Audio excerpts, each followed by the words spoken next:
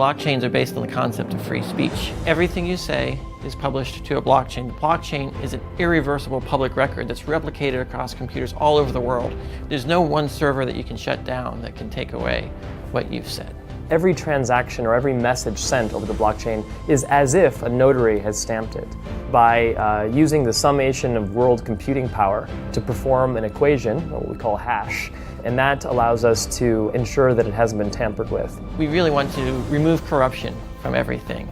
We want to make everything resilient, not just to corruption, but to any type of interference from those who would attempt to shut down or harm what we want to do as a free society. And so by having not one source of truth, but many sources of truth that are all in consensus and all in agreement, you can build really powerful systems that can change the world.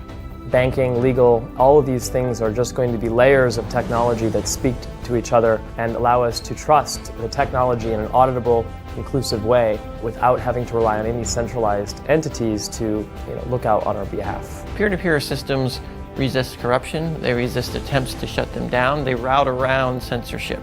There's no single point of failure. The internet itself is peer-to-peer, and it was designed to resist nuclear war. So what we're seeing is publicly traded companies, large exchanges, a lot of the projects that have reached the limits of what existing platforms can do today, getting very excited about what EOS fundamentally makes possible.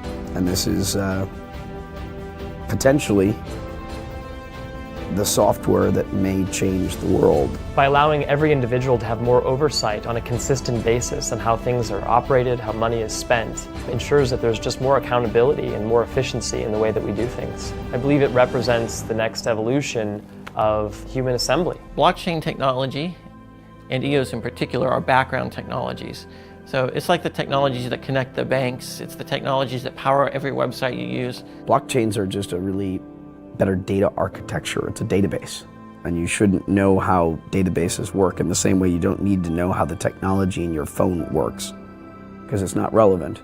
What they need are products and services that are going to change and improve their lives. The first time an average person hears about an insurance product, for example, that halves their premiums and gives them more inclusive service that they can rely on, when a child with cystic fibrosis has to submit some type of experimental surgery to the insurance claim, and they're being judged or approved by other people in their same situation. This is going to lead people to adopt cryptocurrencies so that they can take advantages of the services that lower premiums or provide just fundamentally better products. We're disrupting the centralized services that are taking a cut out of everything. These systems in which the internet is built on was still a world designed for paper.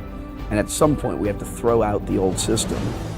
And the blockchain is essentially the enabling technology on which we're building the new world. That means having reputation, identity, dispute resolution, all on a blockchain. We take these things for granted, that we've got bank accounts and credit cards and these things that make our lives kind of function well, and most of the world doesn't have it. And so in the same way that the internet democratized knowledge and information and communication, this technology is about to democratize the financial world, and it's the least fortunate people on the planet that stand to benefit the most from it. I'm continually blown away at the things that people are coming out and talking to us about, whether it's using the blockchain to subsidize universal basic income, to using the blockchain to curb global warming. What I've seen and what I've become convinced is that the blockchain is capable of doing things that even governments are not.